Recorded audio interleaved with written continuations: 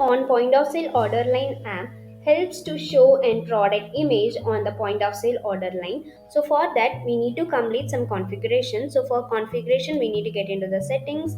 Under point of sale we can see an option named show image in order line. So we need to enable this option. So after we have enabled this option, let me get into the point of sale and open a new session. Now we are in the point of sale screen.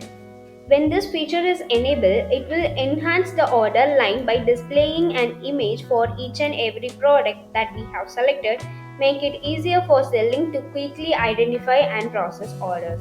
So in this way, we can make use of this module to add an image in the point of sale order line. Thank you for watching.